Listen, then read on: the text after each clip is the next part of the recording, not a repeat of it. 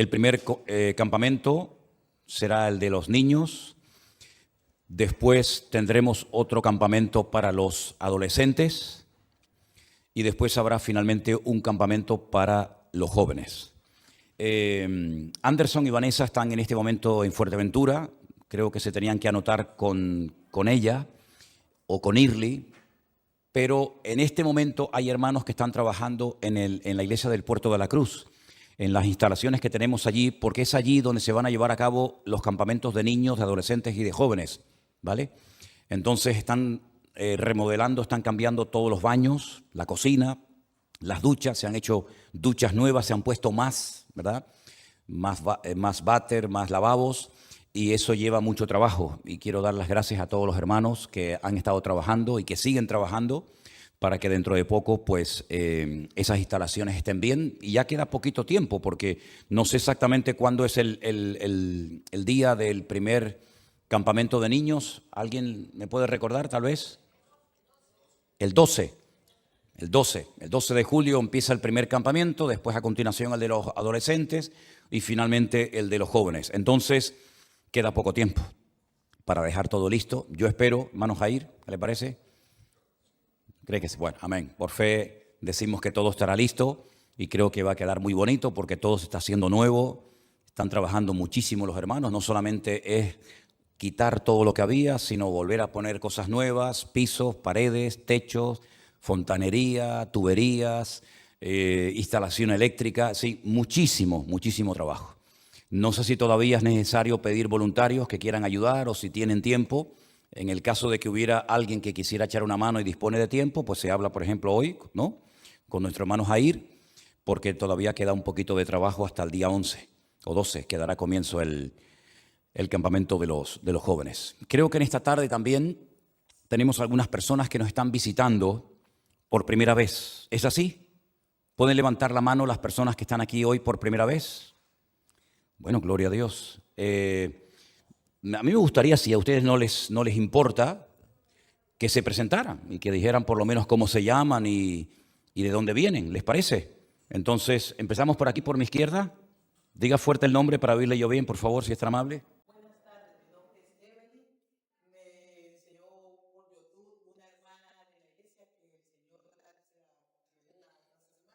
¿O sí?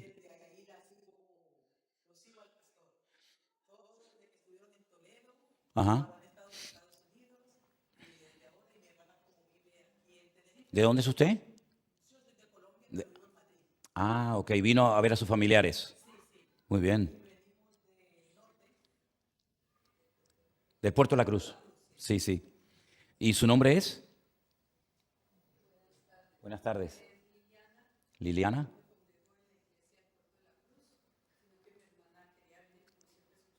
Claro, claro. Muy bien. ¿Y es su marido? ¿Cómo se llama usted? Ricardo. Bueno, pues en esta iglesia tenemos la costumbre a las personas que están por primera vez, le damos un aplauso de bienvenida. Que Dios les bendiga y gracias. Gracias por estar con nosotros. A las personas nuevas, si no tienen una Biblia o un Nuevo Testamento, nosotros les regalamos siempre una Biblia. Si tienen, pues ustedes tienen, vale, perfecto, no hay problema. Sí se la damos a otra persona que no tiene, ¿de acuerdo? Habían más manos levantadas para que usted levantó su mano, ¿cómo se llama?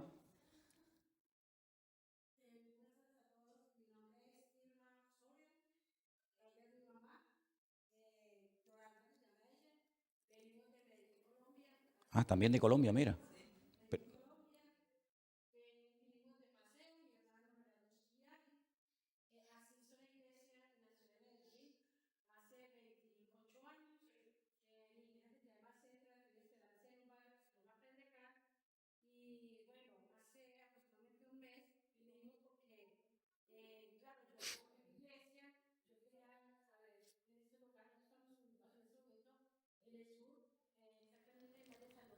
Ajá.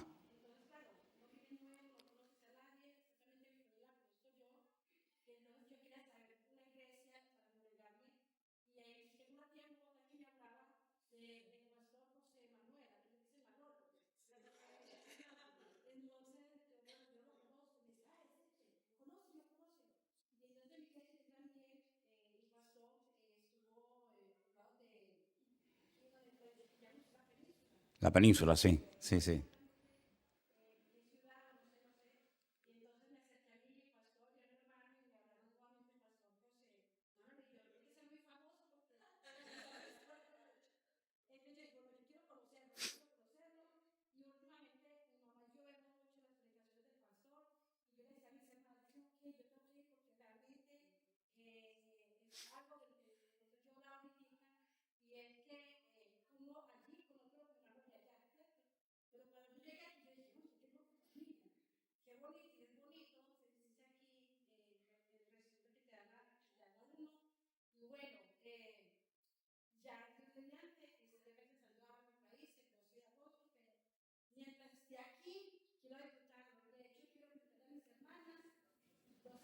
Bueno, déjeme que le diga una cosita. Los hermanos que están viéndonos en sus casas en internet, que son muchísimos, nos dicen que no están oyendo lo que ustedes están diciendo. Déjeme que diga una cosita. Estamos presentando a personas que están en esta tarde por primera vez de visita. Tenemos a unas personas que vienen de Medellín. Usted me decía que también es de Colombia.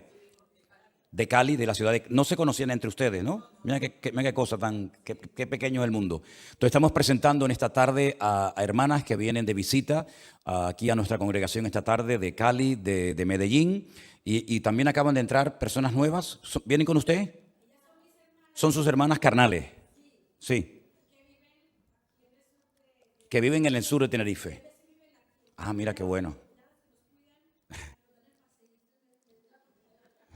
Bueno, pues le damos un aplauso también de bienvenida a este grupo de hermanas de Colombia. Dios les bendiga, hermanas. Dios les bendiga grandemente. Amén. Había más personas que habían levantado la mano que vienen por primera vez, ¿es así? ¿Se pueden presentar ustedes dos, por favor, si son tan amables? ¿Cómo se llaman? Háblame fuerte porque no te oigo. Abigail. Ah, ahora sí. Abigail. ¿Y vienes con tu mamá que se llama? Diana. ¿Y de dónde son ustedes? Pero no son colombianas. Ah, venezolanas. Bueno, más o menos. Vamos. Ok, un aplauso a la madre y a la hija que vienen del sur de Tenerife. Dios les bendiga. ¿Tienen Biblia los que han levantado la mano? Si no, nosotros les vamos a regalar la primera Biblia. Margarita, aquí hay personas que necesitan que se les regale una Biblia. Hay más personas atrás que habían... ¿Usted había levantado su mano ahí al fondo? Dígame su nombre, por favor. Margarita. ¿De dónde viene? Del sur de Tenerife. También. ¿De qué parte de Colombia? ¿De dónde es? De Antioquia. Bueno, pues ¿qué pasa con los colombianos? ¿Se pusieron todos de acuerdo hoy para venir aquí o qué? Pues hermana, Dios le bendiga, Margarita, y que el Señor le bendiga. La primera vez que viene. Bueno, gloria a Dios. Le damos un aplauso a nuestra hermana Margarita, también de Colombia, que nos visita hoy por primera vez. Bendiciones. ¿Hay más gente nueva? ¿Usted también, señora? ¿Cómo se llama usted, por favor? Usted es de Uruguay. Oh, Héctor Dimitrio, sí, claro, los conocemos hace muchísimos años, Héctor y María.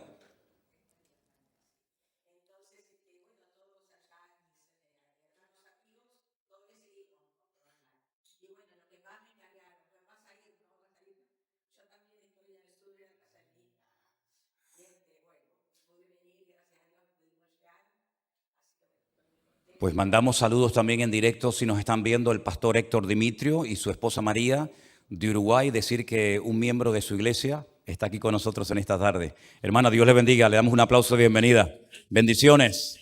Gloria a Dios. Amén. Amén.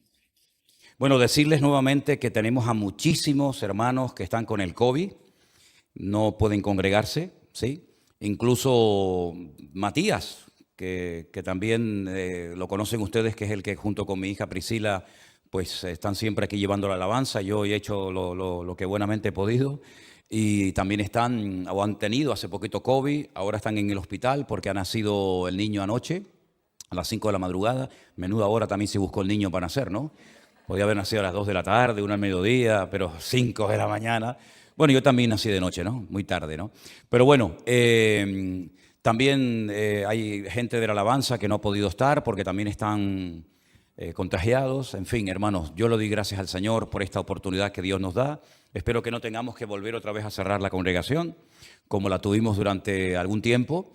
Pero bueno, ese tiempo en el que la iglesia estuvo cerrada, nosotros creíamos que no había nadie siguiendo estos cultos, estas reuniones, y resulta que para nuestra sorpresa nos dimos cuenta que cuando teníamos la iglesia cerrada era cuando más gente nos estaba escuchando y viendo en todas partes del mundo, ¿no? Yo en ese sentido he pedido ya muchas veces perdón porque, como bien saben ustedes, en más de una ocasión, durante aquellos largos meses de 2020, desde este mismo púlpito, con las sillas totalmente vacías y una iglesia completamente diferente a como es hoy en día, pues estuve tentado en más de una ocasión a dejar de hablar.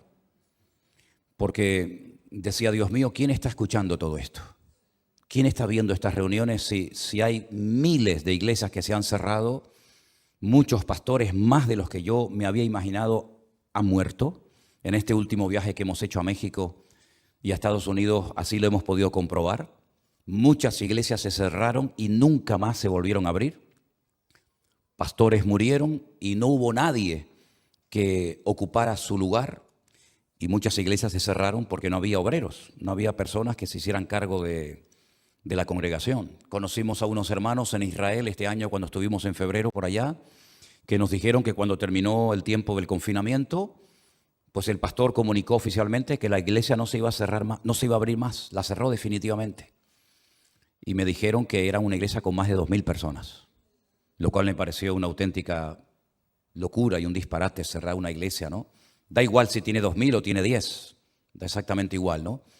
Pero damos gracias al Señor de que en ese tiempo parece que el Señor estuvo utilizando todo lo que desde aquí se enseñaba y se compartía. Y no solamente los cultos de los jueves y de los domingos, sino también aquellos devocionales y aquel pastor online que se hacía todos los días de lunes a viernes. Trajo mucha luz, trajo mucha claridad, quitó mucha ignorancia, muchas escamas de los ojos espiritualmente hablando. Y a mí me gustaría que en esta tarde, cuando ustedes escuchen el mensaje que Dios ha puesto en mi corazón, pues valoráramos el hecho de poder tener un lugar físico donde poder congregarnos. Porque hay muchos hermanos que les gustaría poder congregarse en una iglesia y no pueden, por distintos motivos. Tenemos hermanos, hemos conocido hermanos en este tiempo que están postrados en cama desde hace muchos años.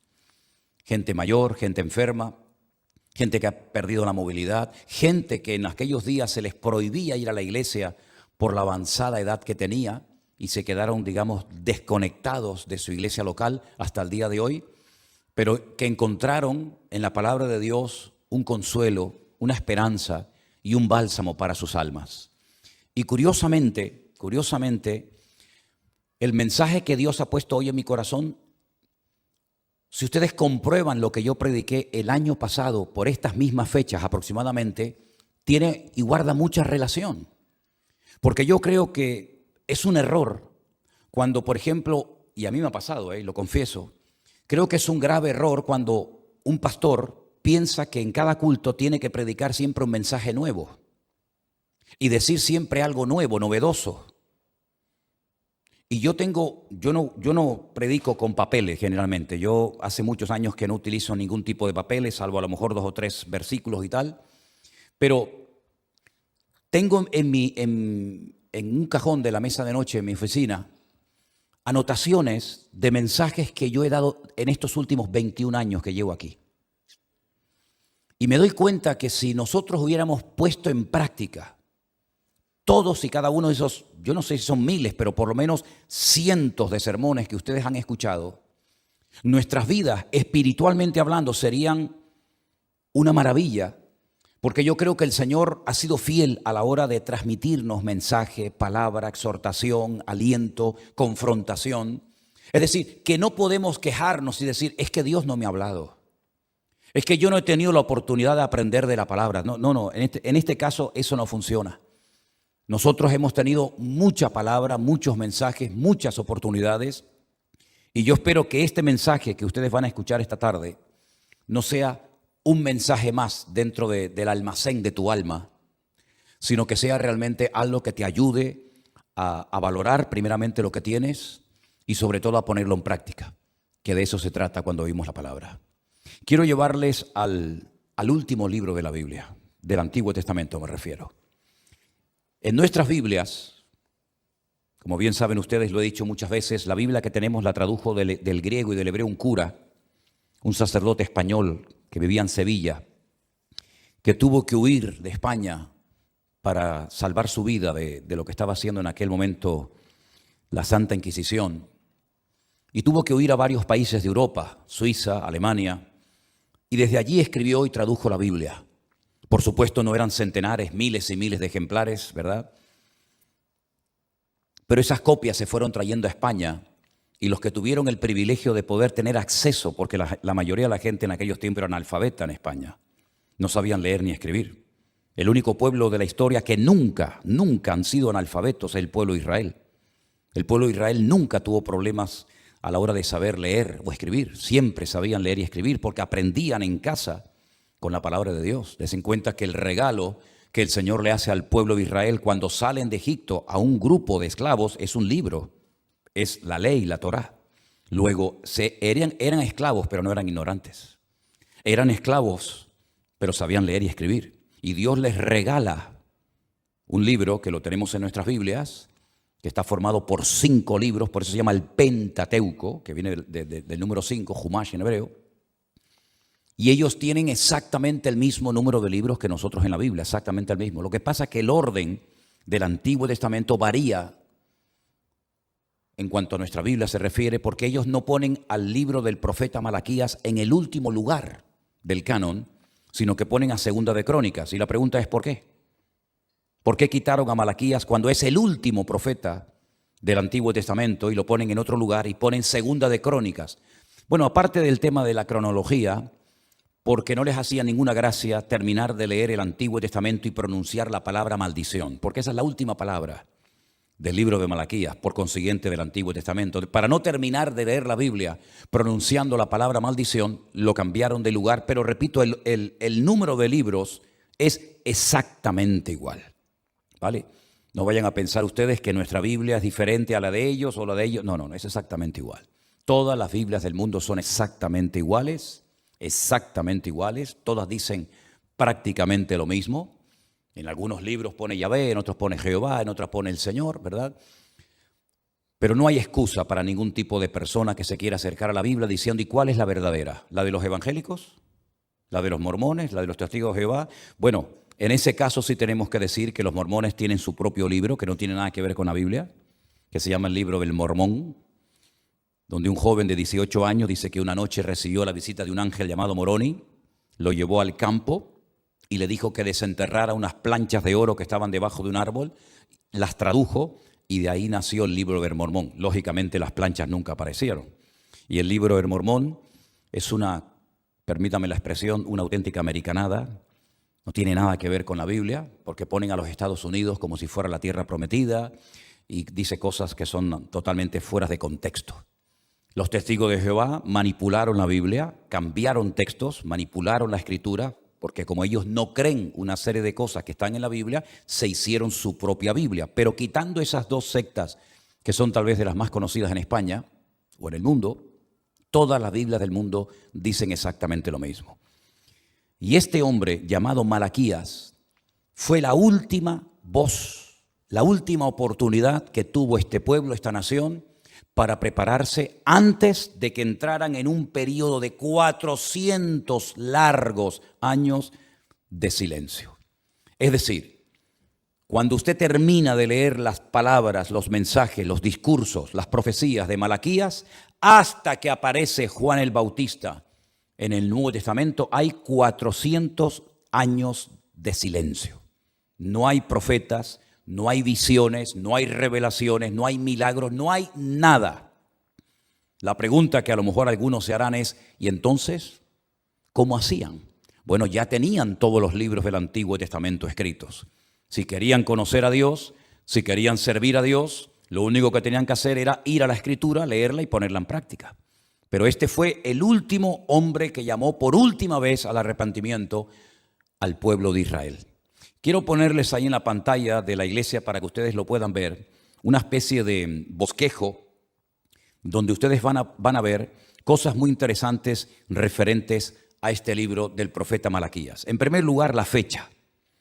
Tenemos una joya en nuestras manos, ¿eh? Este libro fue escrito aproximadamente entre el año 460 y 435 antes de Cristo. Yo no creo que ninguno de nosotros tengamos una reliquia que tenga más de 2500 años en nuestras casas. No lo creo. Pues aquí la tiene. Usted tiene en su mano un libro que se escribió hace más de 2400 años y ahí lo tiene en castellano, en su lengua, para que usted lo pueda entender perfectamente. A lo largo del libro hay 4 temas, ahí los tiene usted bien especificados, que son los que vamos a encontrar leyendo las páginas de este libro tan interesante. Mensajes donde el profeta acusa, confronta, zarandea a la nación para que vuelvan otra vez a los verdaderos caminos, al arrepentimiento verdadero. Mensajes de instrucción, es decir, ¿queréis saber cómo se tienen que hacer las cosas? Ahí los digo.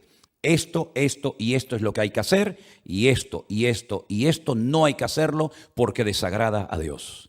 Por supuesto, hay mensajes de juicio. Dios no tiene una manga ancha que, bueno, no importa lo que hagas, no importa lo que digas, total, aquí no pasa nada. No, sí pasa. El que no lo creas es otro tema. Pero que las consecuencias de la desobediencia, de la soberbia, de la arrogancia y de darle las espaldas a Dios son terribles, no te quepa la menor duda.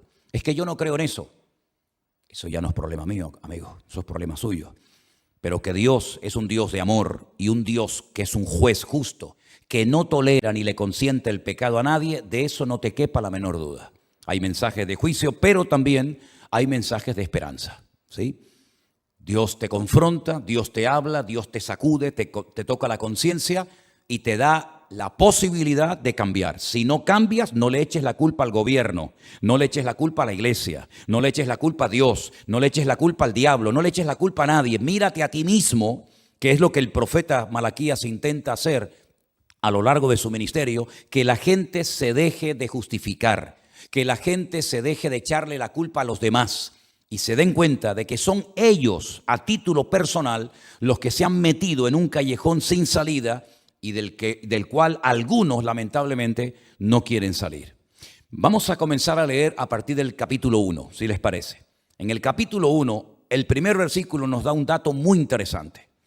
Y es lo siguiente: profecía de la palabra de Dios contra Israel por medio de Malaquías. Es decir, hay un hombre llamado Malaquías que Dios lo va a utilizar para hablarle al pueblo de Israel. Por consiguiente, tenemos que centrarnos en la historia y tener en cuenta que lo que Dios le va a decir al pueblo a través de Malaquías no es un mensaje para todas las naciones de la tierra. ¿Cuántas veces yo he dicho que para poder entender la palabra de Dios hace falta respetar el contexto histórico, la cultura, el tiempo, las costumbres, la época? Y en este caso el mensaje no va dirigido a los babilónicos o a los egipcios o a los romanos o al mundo en general, sino es un mensaje específico, como hemos leído, de acusación, de instrucción, de juicio y de esperanza a un pueblo, a una nación llamada Israel en aquel momento. Y entonces ahora, después de esta presentación, dice en el verso 2, yo os he amado, dice el Señor. Ahora, antes de seguir leyendo, en el libro hay 55 versículos en el texto original. De esos 55 versículos, en 47 Dios habla en primera persona del singular. Es decir, es un mensaje directo de Dios al pueblo de Israel. Es decir, nunca podrían tener esta gente la excusa de decir Dios no nos habló, Dios no nos instruyó y no nos dijo lo que teníamos que hacer. Falso, rotundamente falso. Eso lo podían decir otras naciones, eso lo podían decir otras culturas y civilizaciones, pero en el caso de Israel esa excusa no es válida. Porque si a un pueblo Dios le habló, sin lugar a dudas, fue al pueblo de Israel. Y Dios le dice a ese pueblo, yo os he amado, dice el Señor. Y la pregunta de esta gente, que es increíble, dicen, ¿en qué nos has amado tú? Dios le dice al pueblo, yo os he amado, y el pueblo le responde a Dios, ¿en qué nos has amado? Y entonces Dios presenta un argumento y menciona a dos hermanos gemelos, que ustedes los conocen si han leído la Biblia, que son los siguientes. ¿No era Esaú hermano de Jacob? Ahí están los dos hermanos gemelos. Esaú y Jacob. Y dice el Señor, y a Jacob amé. Es decir, de los dos que nacieron, Esaú y Jacob, estos hermanos gemelos que eran totalmente diferentes por dentro y por fuera, Dios escogió a Jacob, al cual tiempo más tarde, como bien saben ustedes, les cambió el nombre. Ese pueblo llamado Israel primeramente, ¿verdad?, tiene que ver con Jacob, y Dios le cambia el nombre a Jacob porque el nombre Jacob tiene una connotación completamente diferente a lo que Dios quería hacer a través de ese pueblo. La palabra Jacob lleva en la primera letra una letra que se llama la yod, que es como una especie de gancho, y hace referencia al hecho de que el día que lo parió su madre, ¿verdad?, dice la Biblia que él enganchó el talón de su hermano para no dejarlo salir, y ahí hubo una pelea. Ya había una pelea en el vientre de la madre, y fueron guerreros toda la vida, siempre pelearon el uno contra el otro, pero Jacob siempre fue un hombre que intentó obtener la bendición a cualquier precio. Y ahí viene bien el refrán que dice, el fin no justifica los medios. En este caso Jacob, si tenía que engañar, engañaba. Si tenía que mentir, mentía. Si tenía que manipular, manipulaba. Es decir, cualquier cosa con tal de obtener lo que yo quiero. Ese espíritu está muy latente en la sociedad hoy en día. Ya lo podemos ver en las criaturas pequeñas hoy en día, que ponen a llorar y a llorar y a llorar y a pedir y a patalear y a insultar y a lo que sea, hasta que la madre dice, toma, y entonces ya el niño se calla. Ese es el espíritu que tenía Jacob, siempre tratando de obtener las cosas a cualquier precio. Engañó a su padre, suplantó la primogenitura de su hermano por triquiñuelas, etcétera, etcétera, ¿verdad? Hasta que Dios dijo, basta, ya está bien. Ya has vivido mucho tiempo dándole rienda suelta a ese caballo desbocado que llevas por dentro, y a partir de ahora yo te voy a enseñar otra forma, otro estilo de vida. Y por eso le cambia el nombre y le pone Israel. El nombre Israel es muy interesante, yo creo que ya en su momento lo expliqué. Cada una de las letras, cosa que no ocurre en ningún otro idioma más que en hebreo, tiene un significado. No vamos a entrar en ese detalle ahora, pero si partiéramos el nombre Israel en dos y pusiéramos la primera parte Yashar, Yashar significa recto, en línea recta. El significa Dios. Todo nombre que termine en él en hebreo es Dios, ¿verdad? Entonces es una forma diferente de andar. Has caminado torcido, mintiendo, engañando, manipulando, usurpando, ¿verdad? Desde el vientre de tu madre ya estabas peleando contra tu propia sangre, contra tu propio hermano, pero yo te voy a enseñar una forma recta de conducirte en la vida. Y bueno, todos conocemos el día, la hora y el lugar donde Dios le cambió el nombre a este hombre y su vida fue completamente diferente. Y eso es lo que nos ha pasado a nosotros. Yo no me llamaba Jacob, pero todos y cada uno de nosotros nos hemos sentido muy identificados con este personaje, porque cuando llegamos a Dios, no el día que nos pusieron en la pila bautismal, ese día yo no llegué a Dios, ese día yo no me enteré de nada. Yo llegué a Dios cuando tenía 17 años y escuché una palabra, un mensaje que tocó mi corazón, y ahí yo tuve que tomar una decisión. O caminar como había caminado antes de conocerle a Él, o caminar de una forma distinta como Él me ha enseñado y me ha instruido en su palabra. Y esta es la vida cristiana. La vida cristiana no es cambiar de religión. La vida cristiana no es dejar de ir a misa para venir a un culto, dejar de ir a un cura para ir a un pastor. Esa no es la vida cristiana. Eso tal vez son detalles, ¿verdad? Pero no es lo principal. Lo principal es que hemos tenido un encuentro, una experiencia personal con Dios. Y ese Dios nos ha cambiado la vida. Y ahora uno se tiene que preguntar, ¿voy a seguir siendo el mismo de toda la vida? Manipulador, orgulloso, soberbio, arrogante, mentiroso, etcétera, etcétera. O voy a intentar, por lo menos con la ayuda del Señor, vivir una vida diferente, lo más parecida a la que Él nos dejó como ejemplo en la Biblia. En eso consiste la vida cristiana. Claro, el listón está muy alto. No es fácil imitarlo a Él, pero no es imposible. Y con su ayuda y con su respaldo vamos a poder caminar cada día más derechos delante de la presencia del Señor. Amén, hermanos. Por eso la vida cristiana, yo siempre lo he dicho, el hombre que es un cobarde no sirve para ser cristiano. Porque para ser cristiano hay que tener mucho valor. Porque te vas a enfrentar con los amigos, te vas a enfrentar con los vecinos, te vas a enfrentar hasta a veces con la familia. Vas a verte más solo que la una. Te van a llamar de todo, que te han comido el coco, que te van a sacar el dinero, que te has metido en una secta. Y para soportar todo eso, por amor a Dios, un cobarde no puede. Un cobarde dice, ¿quién? Yo. Ser el hazmerreír en el ejército, en el equipo de fútbol, en los compañeros de trabajo, en la universidad. Mejor es ir a favor de la corriente y así no me meto en problemas. ¿Y qué dijo el Señor? Que esta vida es como un camino muy ancho, una avenida muy ancha, que todos van por ella, pero es un camino que lleva a la perdición. Pero luego hay un camino estrecho que se va en fila india, no de la manita de nadie, que es un camino estrecho, al cual no le gusta a mucha gente, pero que lleva a un camino seguro, que es a la misma presencia de nuestro Dios. Él te dice, este es el camino ancho, todo el mundo va por él, no hay problema. Y este es un camino estrecho. Tú decides, para eso Dios te ha hecho libre. Dios nos había podido meter una especie de programa en la cabeza, imposible de rebelarnos contra Él, teníamos que amarle por fuerza, pero Dios no lo hizo así. Dios nos creó con la capacidad de amarnos o de matarnos. Dios nos ha hecho con la capacidad de poder ayudar con estas manos a levantar a una persona que ha caído o de coger con estas manos y partirle la cabeza y matarlo. Dios te ha creado con la capacidad de amar a tu esposa o de engañarle con todas las que vengan por delante. Dios te ha creado con la capacidad de leer la Biblia o de quemarla y perseguirla y cuestionarla. Eso es lo que se llama el libre albedrío, que lamentablemente la mayoría de la gente lo ha utilizado pues para lo malo, para su propio beneficio, pero no para agradar y honrar a Dios, ¿verdad? Entonces ahora cuando el pueblo de Israel le preguntan ese descaro a Dios, ¿en qué nos has amado? Dios le da un argumento diciendo, oye, yo te recuerdo que el día que tú naciste, nació otro hermano contigo.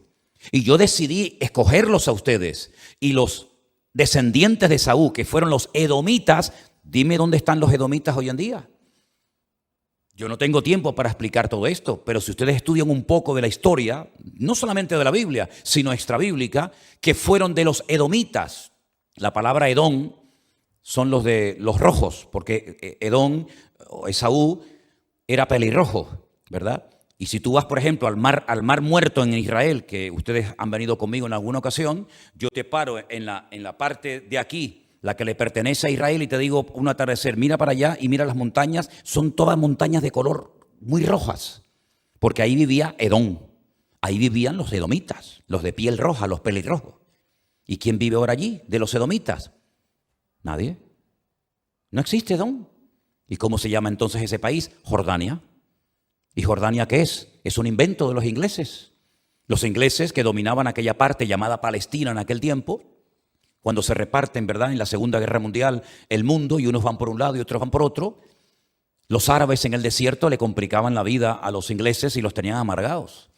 Al final los ingleses tomaron una determinación y dijeron, oye, esta gente vienen siempre, nos atacan, nos matan, nos quitan los suministros, vamos a hacer algo, vamos a coger a la familia más peligrosa, a los peores del desierto, vamos a llegar a un acuerdo con ellos. Y cogieron a la familia de los hashemitas, que no eran nada. Eran beduinos, eran gente que estaba por el desierto buscándose la vida. Y le dijeron, mira, hagamos una cosa. Nosotros los vamos a nombrar los reyes de este país. Los vamos a hacer reyes de la noche a la mañana, de salteadores, de maleantes. Ahora sois reyes. Os vamos a regalar toda la franja este del Jordán. Nosotros nos quedamos al oeste. El Jordán será nuestra frontera natural. Ustedes se van al este, nosotros nos vamos al oeste. Y a este país les pondremos, pues, a ver cómo lo podemos llamar. Jordania. Ya está. Venga, inventamos un país, les regalamos un país entero para ustedes. Ustedes no nos atacan más, ustedes son los reyes, hagan lo que les da la gana. Y se inventaron un país. Y así nació Jordania. Pero si eso era de Moab, eso era de los amonitas, eso era de los edomitas. Pero Dios le está diciendo a Israel, yo te elegí a ti. Por eso ese pueblo dejó de existir. ¿Queréis más argumentos? ¿En qué os he amado? Si Dios no hubiera escogido y amado a vuestros padres, ninguno de ustedes estaría vivo hoy en día. Y nosotros no estaríamos en esta tarde, en este lugar vivos, si no fuera por la misericordia y por el amor de Dios. ¿Cuántas personas han muerto desde marzo del 2020 hasta el día de hoy?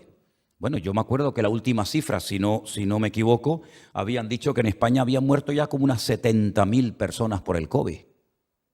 No sé si es verdad o es mentira, si exageraron o se quedaron cortos, no lo sé, pero tú estás sentado esta tarde en esta silla. Yo estoy aquí predicando la palabra todavía. ¿Eso no es un acto de amor y de misericordia de parte de Dios? ¿Preferías haberte muerto? ¿Y dónde estarías esta noche si tú estuvieras muerto? ¿Dónde estarías? Bueno, más adelante, en el versículo 6, le dice Dios al pueblo de Israel. Ahí lo tienes. El Hijo honra, respeta al Padre. El siervo a su Señor. Si yo soy vuestro Padre, ¿dónde está mi honra? Y si soy Señor, ¿dónde está mi temor, mi respeto? Dice el Señor de los ejércitos: oh sacerdotes que menospreciáis mi nombre. Porque, ojo, no solamente era el pueblo el que había entrado en un periodo de corrupción total y absoluta, de indiferencia a Dios, sino también la casta sacerdotal. Los sacerdotes eran peor. Los que tenían que ser un ejemplo al pueblo se habían convertido en un mal ejemplo al pueblo. Y el Señor le dice: bueno, ustedes que son sacerdotes, que se dedican a la religión, si yo soy Dios, ¿por qué no me honráis como Dios? Si yo soy Padre, no se llama en la oración Padre nuestro, ¿no? Avinu Sheva Shamayim, ¿no? Si yo soy vuestro Padre, ¿por qué no me honráis? Si yo soy vuestro Señor, ¿por qué no me honráis? ¿Dónde está mi respeto? Y fíjate lo que le responden. Dice: ¿en qué hemos menospreciado tu nombre? Es que no se enteran de nada. Es que la persona ciega no puede entender lo que son los colores. Yo te digo a ti, el amarillo, automáticamente te viene aquí a la mente el amarillo, el rojo, el verde, el azul, el blanco, el negro, el morado. Explícale a un ciego que nunca ha visto qué es el amarillo, qué es el rojo. No sabe nada. No entiende esos conceptos. Tiene que tocar, tiene que oler, tiene que sentir, pero explicarle conceptos, explicarle el mundo de los colores, para él es totalmente imposible. No lo ha visto nunca en su vida. Y para una persona que no tiene sensibilidad y su corazón alineado con Dios, ciertos y determinados temas no los entiende. Por eso dice el apóstol Pablo, cuando escribe una carta a aquellos de Corinto que se creían sabios, les dice: el hombre necio, el hombre sin Dios, no puede entender las cosas de Dios. Podrás entender de matemática y puede ser un fuera de serie, es un químico, es un genio en biología, es un fuera de serie en matemática, es un astronauta, es un hombre con una serie de títulos extraordinarios. Sí, no lo discuto, pero para las cosas de Dios es torpe. No las entiende. Y llega un niño con 4, 5, 8, 9, 10 años y lee la Biblia y entiende lo que no es capaz de leer un hombre con toda su supuesta sabiduría. ¿Por qué? Porque las cosas de Dios no pasan por la academia ni por los títulos universitarios, sino pasa por algo que se llama humildad. Y pasa por el decir: Señor, yo no sé nada y quiero aprender como un niño aprende y depende de su padre absolutamente para todo. Y claro, es muy difícil a un hombre de 30, 40, 50, 60 o más años tener que decirle: amigo, lo que tú has heredado o te impusieron, vete tú a saber, fue una religión que tú ni siquiera elegiste. Esto se lo decía yo ahora a muchos hermanos latinos cuando estuve ahora en Estados Unidos, hermanos de Ecuador, de Nicaragua, de Guatemala, de México, de Honduras, de Colombia. Algunos me decían: no, yo vine de visita porque mi hermana, mi cuñado, mi primo, mi sobrino quería que viniéramos hoy a la reunión, me hablaron de ustedes y queríamos saludarlos, pero yo soy católico, me decía, yo soy católico. Digo, ya. Digo, mira, una preguntita, ¿y dónde escogió o dónde decidió usted ser católico? Porque si nosotros los españoles no hubiéramos venido aquí hace 500 años, sino que hubieran, por ejemplo, venido, vamos a poner, los musulmanes, ninguno de ustedes hoy en día diría que soy católico. Dirían que soy musulmán. O si hubieran venido otras civilizaciones. Pero vinieron los españoles, se fueron y dejaron una religión que no servía en España y la dejamos aquí. Una religión que lo único que traía era miseria, pobreza y decadencia moral y espiritual. Y mientras Europa crecía, porque tenía acceso a las escrituras y a la cultura, aquí nos quedamos en la Edad Media. Y encima expulsamos a los judíos y a los árabes, que en aquel tiempo eran los que sabían de tecnología, de matemáticas, de astronomía, y nos quedamos, ¿con qué nos quedamos? Con miseria y pobreza. Y tuvimos que mandar a lo peor a Latinoamérica para poder traer tesoros de allí, y ya de paso le dejamos una religión donde aquí tuvimos que inventar una cosa que se llamó la Santa Inquisición para matar a los que nosotros creíamos que eran nuestros enemigos. Entonces usted me dice que es católico, pero usted va a misa, dice, no, ni creo en los curas ni en las monjas tampoco. Y entonces dice, no, pero entonces ser católico es ser nada. Porque por lo menos el musulmán puede presumir de decir, oye, yo 5 veces al día oro, el buen musulmán me refiero. Y ayuno un mes al año en el Ramadán, aunque como por la noche, sí. Pero ¿y el católico? La inmensa mayoría de la gente que dice católica hace años que no pisa una misa. Critica del cura, critica de la monja, critica de esto, critica de lo otro. Es capaz, como yo he dicho, en estos días de carnaval, me imagino que ninguno de ustedes ha participado en esta barbaridad, ¿no? Pero bueno, es la única época del año en la que la gente no se disfraza. Yo siempre lo he dicho, no sé si se me entendió o no, pero yo creo que la única época del año cuando la gente no se disfraza es en la época del carnaval. El resto del año es cuando están disfrazados. En el carnaval no, en el carnaval se ponen y se manifiestan tal y como ellos son. Pero el resto del año nos vestimos con la careta de la hipocresía. ¿Cómo estás? Bien, muy bien. Estás hecho polvo, desastre, un vacío total. ¿Y cómo te va la vida? Bien, muy bien. ¿Y qué tal los hijos? Bien. Uno en la droga, el otro en la depresión, el otro en la brujería, el otro se fue de casa, el otro le pegó a la madre el otro día, el otro está en la cárcel, el otro no sé. No, pero va bien, estamos bien. Pues menos mal que estáis bien. Llegáis a estar mal y os pegáis tiros unos a otros. Y eso es lo que le pasaba al pueblo de Israel, que perdió la sensibilidad, que es lo que le ha pasado a la gente hoy en día. Y eso es lo peor que te puede pasar como persona, perder la sensibilidad. Pero lo curioso es que hay gente que son más sensibles a una desgracia de un animal, que yo por supuesto los entiendo, que a lo mejor a la desgracia que ha tenido una persona. Y somos capaces de estar comiendo, viendo cómo bombardean un país como Ucrania o cómo un niño se muere de hambre en África y estamos comiendo y dices, pobrecito, qué pena, fíjate tú el terremoto, se ha llevado a 20.000 personas, qué cosa, qué tremendo. Y mira, bombardearon el otro día la ciudad y estamos ahí comiendo, pero de repente sale la escena de un perrito atropellado en una carretera y nos ponemos a llorar, nos tiramos de los pelos. Y yo digo, oye, ¿por qué no somos más sensibles también a las cosas de Dios? Porque somos sensibles a las focas, a las ballenas, a los perros, a los tiburones, a las gallinas, a lo que tú quieras. Pero ¿y por qué no somos sensibles a las cosas de Dios? Yo les voy a decir por qué. Yo les voy a decir por qué el hombre no quiere ser sensible a las cosas de Dios. Por una sencilla razón. Primero, porque tendrías que admitir que hay un Dios. Y eso a la gente, a algunos no les interesa. Porque en el momento en el que admitas que hay un Dios, ya no te has creado a ti mismo. Ya no eres producto de una serie de cambios de mutación, sino que ahora eres producto de una intervención divina. Y eso, ojo, te tira por tierra muchas teorías. Segundo lugar, si ese Dios verdaderamente existe, repito, una hipótesis, si ese Dios verdaderamente existe y Él ha dejado unas directrices, unos parámetros, una Biblia, a través de la cual nos ha hablado y nos muestra el camino correcto y el incorrecto, eso quiere decir que al final del camino yo tendré que rendirle cuentas a ese Dios. Y eso no me interesa, porque la gente hoy en día quiere vivir en una anarquía total y absoluta. No le quiere rendir cuentas a nadie. Yo me acuerdo hace años había un respeto a la policía que hoy en día se ha perdido. Hoy en día se ha perdido el respeto a los padres. ¿Se acuerdan antiguamente cómo eran los padres?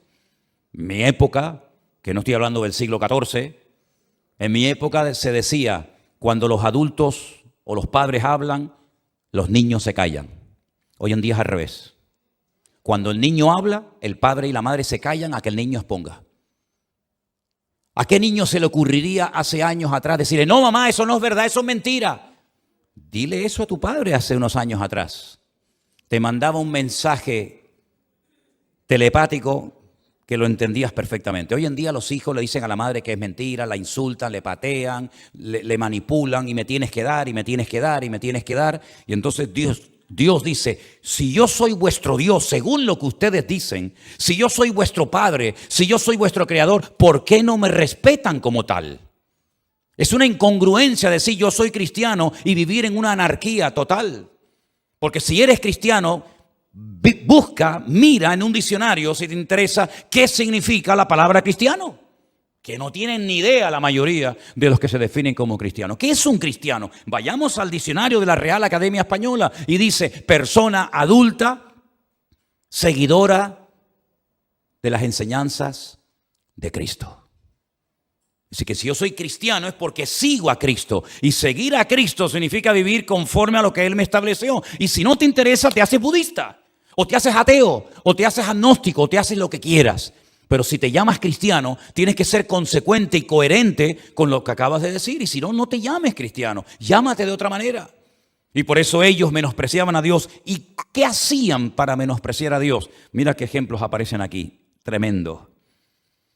Ofrecisteis sobre mi altar cosas inmundas. Cuando ofrecéis el animal ciego para el sacrificio, ¿eso no es malo? Cuando ofrecéis el cojo o el enfermo, ¿eso no es malo? Preséntaselo a tu príncipe. ¿Acaso se agradará de ti o le será acepto? Dice el Señor. Es decir, cuando se hacían los sacrificios, ya hoy en día eso no existe, pero en aquellos días, cuando alguien se quería acercar a Dios, había un ritual, había un sistema que eran sacrificios de animales. Ellos construían un altar de piedra, en este caso no hacía falta porque ya estaba en el templo de Jerusalén dicho altar. Iban, presentaban un animal, ponían las manos sobre la cabeza. Yo les digo lo que se hacía, ¿vale? Ponían las manos sobre la cabeza, pedían perdón. Supuestamente ellos le traspasaban a ese animal sus pecados. El animal lo degollaban, derramaban la sangre. Parte del animal se podía comer, depende, por los sacerdotes. Otras partes no. Les prendían fuego y así era una forma de quedar bien ante los ojos de Dios por lo menos un tiempo, temporalmente. Pero claro, cuando Dios pedía que trajeran esos sacrificios, no le podías traer, como hemos leído aquí, el peor de la manada. Ibas a la manada y decía: a ver, el enfermo, aquel que está con el ojo así todo hinchado, aquel que está enfermo, que tiene unos bultos terribles, ese, vamos a cogerlo, ese para el Señor. No, el más bonito no, el más gordo no, ese para mí, se me lo voy a comer esta noche. Entonces, cuando llevaban esos sacrificios de animales deteriorados, enfermos, etcétera, a la presencia del Señor, Dios les decía al pueblo: mira, ¿y por qué no coges ese animal enfermo y se lo llevas a tu padre y le dices que lo quieres invitar esta noche a comer? Ponle a tu padre encima de la mesa un cordero con un bulto así. Y papá, hijo, ¿esto qué es? No, está un poquito enfermo, pero está bueno, come, que está rico. O invita al príncipe de Israel, o invita a una autoridad, a ver si eres capaz y tienes la cara de ponerle un animal mutilado, cojo, ciego, enfermo a una autoridad. Y si no lo haces con ellos, ¿por qué lo haces conmigo? Esa es una forma de faltarle el respeto a Dios. Pero hoy en día, tú puedes decir: pero bueno, hoy en día no existen los sacrificios, es verdad. Pero Pablo dice en Romanos capítulo 12, verso 1 y 2, presentad vuestros cuerpos en sacrificio vivo, santo, agradable a Dios, que es vuestro culto racional. ¿Qué tipo de cristianismo tú estás viviendo? ¿Qué tipo de relación tú tienes con Dios? ¿Le das a Dios lo mejor de tu vida, si es que se lo das? ¿O no le das nada al Señor y eres mezquino y eres avaro? Porque yo observo muchas veces a ciertas y determinadas personas que son capaces de pararse delante de una maquinita y gastarse cualquier cantidad de dinero, ¿verdad? Porque están enganchados a ver si me sale el premio gordo, y son tan torpes que meten 300 euros para sacarse un premio de 20. O meten 1000 para sacarme un premio de 500. Pero vamos a ver, se ha perdido hasta la lógica, el sentido común. Y luego tienes a lo mejor en tu casa una carencia, una necesidad, y eres incapaz de proveer para los tuyos, pero eres capaz de estar todo un santo día frente a una máquina, jugando a las tragaperras, jugando a esto, jugando a lo otro, con la esperanza de que te toque un premio para levantar cabeza y pagar lo que debes. ¿Y tú te lo crees? ¿Y tú te lo crees con la edad que tiene? ¿Ese cuento tú te lo has creído? Pues esa es la realidad de muchos hogares en España.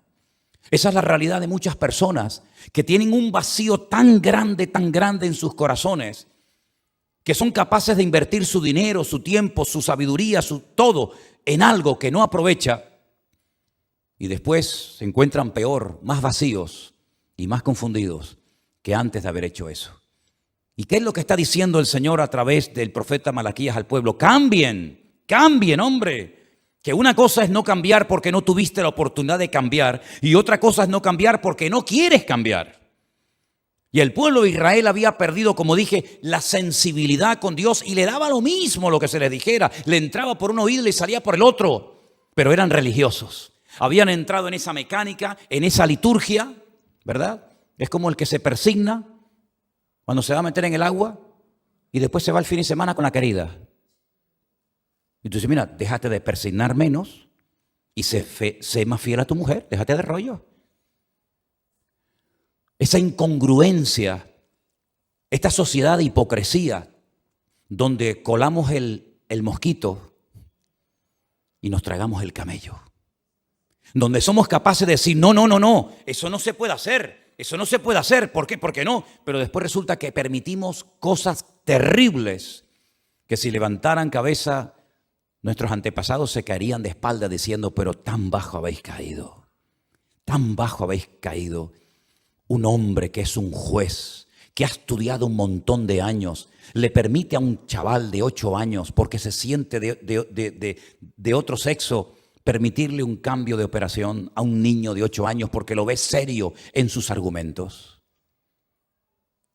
Es impresionante, ¿verdad? La sociedad en la que hemos vivido se parece mucho a la época de Malaquías, en la que a lo bueno lo veían como malo, lo malo lo ven como bueno.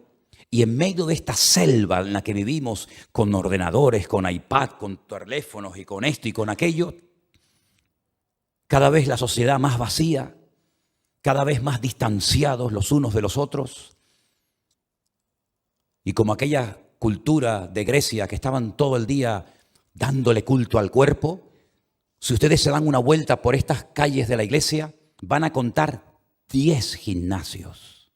En 2 calles, en esta, en la que baja y en la que da la vuelta a la iglesia, 10 gimnasios. Y te los encuentras desde por la mañana temprano hasta altas horas de la noche, machacando el cuerpo, cargando ruedas tremendas, cadenas para arriba. Pero no le digas, mira, ¿quieres venir a trabajar aquí a Mercatenerife a descargar unos camioncitos? No puedo porque me duele la espalda, tengo problema de ciática. Pero luego se pegan 8 horas cargando unas pesas que yo no sé cómo levantan aquello.